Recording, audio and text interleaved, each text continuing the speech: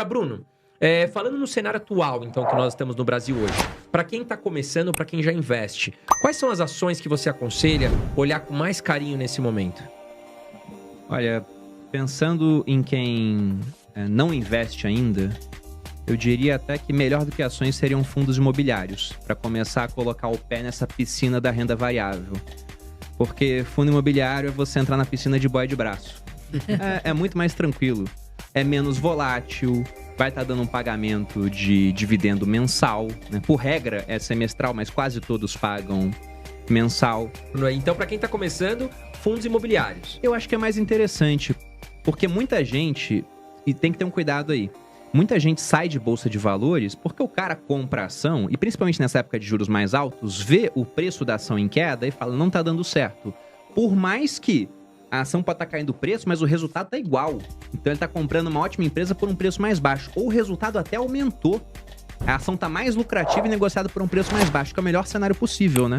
Que são fundamentos melhorando enquanto o preço se deteriora. Só que como o cara vê o preço saindo, ele vende nessa hora. E nesse ano de 2022, a gente teve saída líquida de pessoas de bolsa. O pessoal ficou vendendo as ações. Já com o fundo imobiliário, por mais que você veja a cota caindo, todo mês cai um dinheiro na sua mão. Então você entende realmente que aquilo é uma vaca leiteira. Que é uma maneira de você complementar a renda, o que eu acho até que no início é um erro. Porque o ideal é que você pegue esse dinheiro e reinvista para que um dia você possa viver só disso. Então, para iniciar em renda variável, eu acho que fundo imobiliário é mais interessante.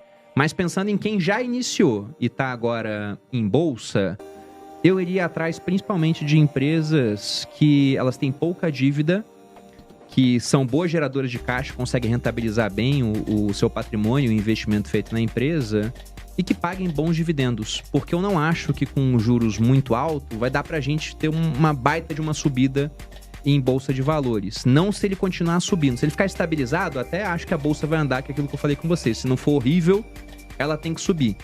Mas tem muita empresa muito boa negociando abaixo de valor patrimonial, pagando dividendos de quase 2 dígitos, várias pagando de 2 dígitos. Então hoje a gente está num dos melhores cenários dos últimos anos para se comprar ações. Só que aquilo, e é difícil ter essa visão, né, Bruno? O pessoal não quer comprar agora. Né? O pessoal não quer comprar agora. O pessoal quer entrar em bolsa quando a bolsa já subiu 100% batendo no ano verdinho passado. Lá, né? Exatamente. Aí todo mundo fala, vou entrar. E eu escutava muita gente falar, eu não preciso ter reserva de emergência. Cuidado, e não é em ações, porque o pessoal fala, vou colocar em ações perenes, ações seguras. Cuidado, a bolsa cai, daí você tem que ter uma reservinha para se cuidar. Agora, Bruno, quais são 3 empresas, por exemplo? Eu sempre tenho 3, porque eu cito muito lista aqui, né? 3 empresas que você fala, poxa, acho que vale a pena o estudo agora.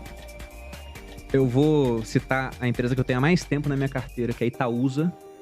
Nunca vai ser uma empresa que vai dobrar de preço em um ano. Não é. Também não é a maior pagadora de dividendos de bolsa. Tá muito longe disso. Itaúsa, tem gente até que brinca que é um negócio pra você comprar 6, 7 reais e vender quando bate 14, porque ela fica meio fechada em uma caixinha. Não sai muito disso. Mas ela paga bons dividendos. Ela, praticamente anualmente, ela faz algum tipo de bonificação.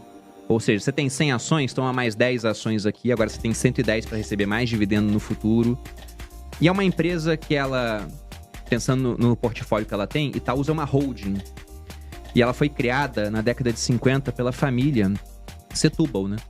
Eles tinham o Itaú, que era um baita de um negócio, e falaram, temos que diversificar. Então vamos criar uma holding para ter metade em Itaú e a outra metade em outros negócios. Só que os outros negócios não foram tão bem quanto Itaú. Então Itaú é 90% do patrimônio de Itaúsa hoje. Só que dentro desses outros 10%, você tem participação em XP, você tem Alpargatas, você tem a antiga Duratex, né, que é Dexco agora. Então você tem umas empresas interessantes. E é uma pagadora de dividendos muito boa. O preço não oscila demais. Então eu acho que é uma boa porta de entrada para esse mundo da renda variável. E eu gosto tanto da ação que eu carrego ela há quase 9 anos. Mas Itaúsa é muito bom. É um papel que eu acho muito bom. Porque o Banco Itaú... Aí sempre tem aquela dúvida, né? Compro Itaú ou compro Itaúsa? E o Banco Itaú é um ótimo negócio. E eles alocam muito bem o capital. Se você pega épocas de crise, você volta lá em 2008, bolha do subprime, né? Bolha imobiliária americana. Itaú comprou o Unibanco. Aí você vem aqui pro Brasil, 2016, impeachment da Dilma, cenário estranho. O Itaú vai lá e compra metade da XP. A XP depois faz um IPO e multiplica, né, o investimento do Itaú, enfim, por mais de 10 vezes. Aí, agora, nesse ano, Aliás, o ano passado, o Itaú comprou quem? A Avenue. A Avenue. Aí veio a eleição do Lula, em 30 dias o brasileiro mandou 1 bilhão pra fora do Brasil. Aliás, 1 bilhão pra Avenue, né? Pra Exato. fora muito mais. Só a Avenue captou 1 bilhão. Então os caras são muito bons em alocar capital. Só que eu gosto dessa pontinha que tá alocada em outros negócios que eu acho que devem crescer mais do que o Itaú. Porque se você pega Banco Itaú em si, o lucro do Itaú não consegue crescer muito mais. Primeiro porque tem uma parte do lucro que tende a sumir, que é receita suja, né? É taxa que cobra de manutenção de conta, que só quem paga isso é idoso. Qualquer pessoa jovem já não paga mais, porque abre uma conta no banco digital e fala, ó, só abro com você se não tiver taxa. É tarifa de TED e de DOC. Só quem paga isso é idoso. Só, porque o pessoal tá fazendo Pix pra caramba. E olhe lá, né? Porque minha avó faz Pix, pô. Sim. Minha avó faz o Pix. Então, essa parte toda tende a sumir. 3% de administração em fundo que só investe em renda fixa. Isso vai sumir. E na outra parte, o Itaú já é muito grande. Se você pega o mercado de crédito, aqui os maiores bancos nadam de braçada lá. Então, não tem muito mais para onde crescer. Tanto que o lucro do Itaú cresce 5%, costuma crescer menos de 10% ao ano, assim, no agregado, né? Se você olha uma média de longo prazo. Eu acho que XP tende a crescer mais.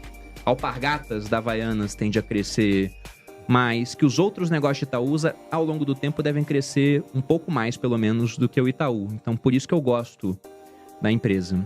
Essa seria uma. Se eu fosse citar... São 3 que você pediu, né? 3. Tá. Eu vou citar uma aqui, então, que... não é a melhor também, mas eu enxergo que ela vai ter uma capacidade de pagamento de dividendo ao longo do tempo muito boa, porque é uma empresa que ela faz parte de um oligopólio, que é Vivo. Então, se a gente olha Vivo, é uma das poucas empresas que fornecem algo que hoje é uma utility, as pessoas não vivem sem, que é internet pro Brasil todo, telefonia. E tem uma coisa muito interessante em Vivo também, se eu não me engano, hoje tá pagando uns 8% de dividendos. Mas é um dividendo que eles têm muita facilidade em reajustar por índices acima da inflação. Eu sou cliente da Vivo. Eu lembro que uma vez mandaram uma mensagem pra mim. Olha, estamos reajustando sua conta, acho que era em 10%. A inflação do ano é uns 6%. Eu falei, nossa, 10%? E eu tinha muito tempo livre naquela época. Eu falei, vou ligar pra Vivo tentar negociar esse negócio. Putz, demora, hein? Nossa, demora um pouco a telefonia, né? Ouve só, liguei. Aí fala, você quer falar sobre tarifa? Aperte 2, aperte 3, aperte 4. Cansativo. Aí daqui a pouco, você quer saber por que sua conta aumentou? Aperte, sei lá, 8. Aí fui lá, apertei 8. E aí ninguém falou comigo, foi uma gravação. Então, senhor Bruno, sua conta aumentou porque todo ano nós aumentamos a sua conta. E é isso, tenha uma boa tarde. E foi isso. Eu não falei com ninguém, eu fiquei meia hora no telefone. Quando desligou, eu ainda pensei, tá bom, minha conta aumentou, mas aumentou pra todo mundo, eu sou acionista, então tá tranquilo. Exato. Porque o poder de aumento de preços que ele tem, de remarcação dos preços, é muito forte. Se eu não quiser ficar em Vivo, eu vou pra onde? Pra TIM? Você não tem Claro. muita opção. São essas 3 opções a nível nacional. Tem uma outra regional que consegue competir um pouco, mas é muito complicado competir. E o sinal aqui para São Paulo, pelo menos da Vivo, é o melhor. Então eu falo, vou continuar nessa empresa. E ela paga muitos dividendos. Ela costuma pagar até mais dividendo do que ela tem de lucro líquido.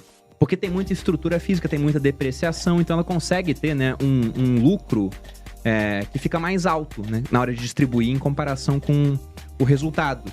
E eu acho uma empresa que tem uma barreira de entrada fortíssima a outros competidores. Quem tem barreira de entrada mais forte é só a empresa que é um monopólio. E olhe lá, porque tem monopólio que às vezes é mais frágil. Você pega uma B3, por exemplo, é um monopólio, mas já tem competição de bolsas internacionais. Tá cada vez mais fácil mandar capital para fora. E aqui, pegando esse setor de telefonia, é muito difícil de você conseguir competir com as 3 grandes. É muito complicado. Então, gosto bastante de Vivo, uma posição que eu tenho há bastante tempo. Só que também nunca vai ser, principalmente essas empresas de dividendos, aquela empresa que vai subir 50% no ano. É uma empresa mais chata. Mas é aquela empresa chata que vai te dando dinheiro de dividendo para você recomprar mais ações. E quando você vê na composição ao longo do tempo, fica maravilhoso o resultado. E a terceira? Ó o Bruno querendo fuginar aqui, A não. terceira, eu vou colocar um monopólio, que é, eu já citei aqui, Sanepar. Sanepar tá barata, né? Tá bem descontada. Sanepar tá negociando abaixo do valor patrimonial, acho que tá 0,7, 0,6 o valor patrimonial. Tá de graça. Então seria, o equivalente ao seguinte, na Sanepar ela trabalha com a parte de água e esgoto no estado do Paraná. É um monopólio. E eu nunca conheci uma pessoa que começou a usar água encanada e falou, isso aqui é frescura, não quero mais, vou cancelar minha conta. Não. Então, é algo que tem uma demanda para a pessoa física inelástica. Empresas podem usar mais ou menos água. A pessoa física vai usar água igual, independente de crise ou não. Consegue fracionar muito pouco, né? Aliás, consegue limitar o consumo muito pouco. Então, é uma empresa que ela tem uma demanda, que ela vai existir sempre, Também tem uma capacidade de reajustar preços ao longo do tempo. O risco é que ela é estatal, então dependendo de quem está no comando do estado do Paraná, ela pode ser usada como moeda política, mas esse risco já está embutido no preço, porque como você disse, está muito barato. Hoje, se você paga 0,7, né, no valor patrimonial de Sanepar, seria como comprar uma nota de R$100 por 70. Paga muitos dividendos, não tem competição, tem margens muito saudáveis. Então é uma empresa muito, muito boa. Esse segmento de saneamento costuma ter empresas boas, né? Então eu ficaria com essas 3.